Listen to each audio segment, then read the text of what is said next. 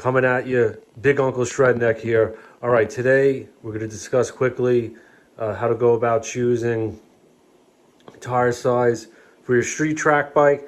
Now, this is only intended for people who ride a track bike on the street, not if you're on a velodrome, racing, all that. This is strictly street use. I mostly ride on asphalt, either the streets in my house, how I get to the park near me where I can do my loops and laps.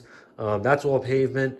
So I kind of found this this sizing combination works well for that. So I got a 23 up front and 25 in the back.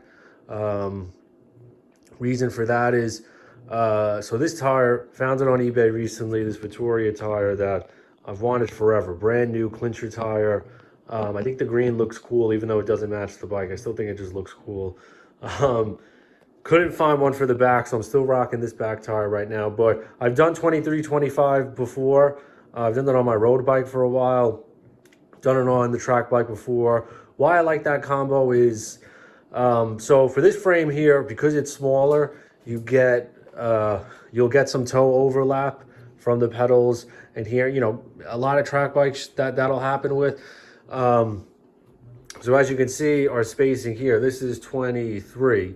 So I don't know the exact spacing here, but I've had 28s up front, and it's basically like that, almost touching the frame. So for that reason, I've kind of gravitated more towards 25 and 23s up front. I always like a little bit bigger in the back. I've gone 25, 28, for example. I've done that. No issues with that. I like that. But 23, 25 just seems good for now.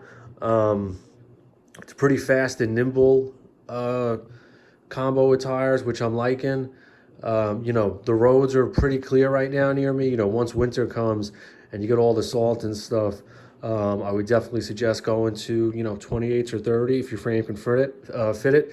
This frame I've put 28s as the biggest. I actually had a set of 30s on. There were zip tires, but honestly, Continental's 28s were bigger than their 30s. So take tire size with a grain of salt, because every company, they may say it's 23, 25, 28 millimeter, and then really when it's fully blown up, it's always a little bit over. So Continental's notorious for that. Their tires, their 25s are like 26, 27s. Honestly, their 28s are almost like other companies' 30s. So again, keep that in mind with the tire size. But again, so back from my reasoning before, having a little bit bigger tire on the back.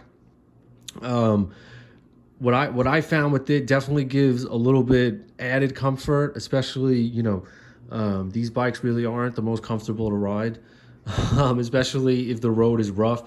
So having a little bit bigger tire in the back can kind of alleviate some of that, road vibration, all stuff like that, and then keeping that 23 up front kind of gives it, as you can see here, not a lot of clearance. I mean, even that, look, that's 23.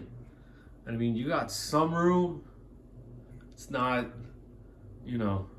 crazy. Again, the 28s basically touch it. You can still get it through. I mean, this rolls nice, but that's what we got. All right, so I know we're kind of all over the place with the video, but my suggestion for riding in the street, what I would do, quickly, I would do 23 up front, 25 for when the roads are good. When the roads get crazy, it's winter, or rains a lot where you're at, you want more tire grip, 25, 28 or 228s.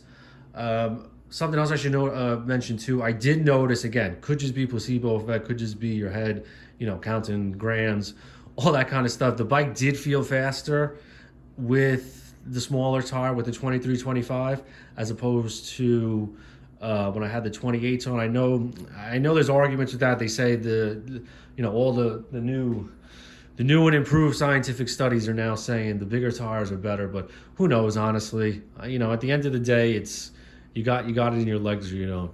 All right. So again, 23, 25 for when the roads are good. 25, 28.